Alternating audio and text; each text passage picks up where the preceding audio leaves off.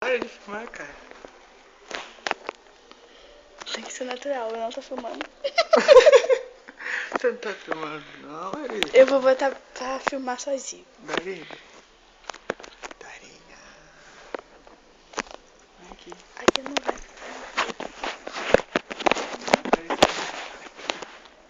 Só que aqui não vai. E já tá filmando, só que vai aparecer só embaixo. Lá embaixo. Tudo bom embaixo? Porra, nem tava direitinho. Eu acho. Lá embaixo. Ou em cima. Agora você tá alta. E você tá baixo. Trocamos. Jota. Eu não sei se tá aqui. Caiu. Caiu. Oh, tia. Agora não apareceu. Você vai levantar.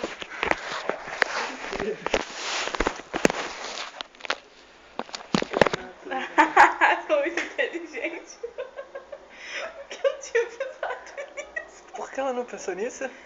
Nem Porque ela é você. burra. Nem você. Tá bom. Ou você.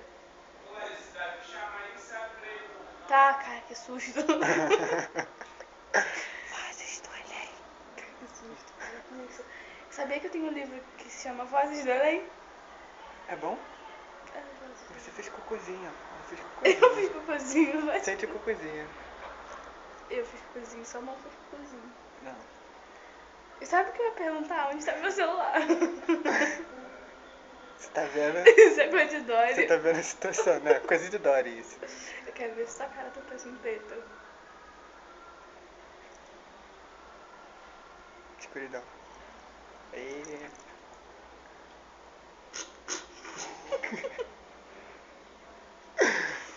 Vozes do Além. Acho que já acabou o vídeo. Quantos minutos? Mas, cara, tem que pegar coisas do nada. Entendeu? É natural. Ah. Mas agora a gente não vai fazer nada natural. Natural. Não é natural, porque eu sabia que você ia fazer isso. Então, a gente tá aqui. Eu sabia que ele ia falar. 11h35 da noite. Fazendo o quê? O quê? Fala mais alto. Eu não falei nada. É. Sobre Dory. É Dory. Para. É uma Dorinha. Tá vendo? A Dorinha agora morde. Você pode. Virei uma A piranha. Dory.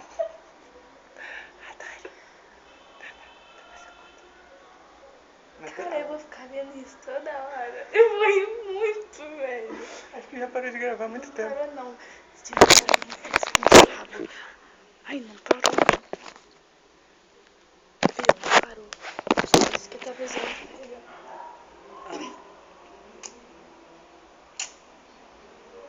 Eu vi uma luz piscando.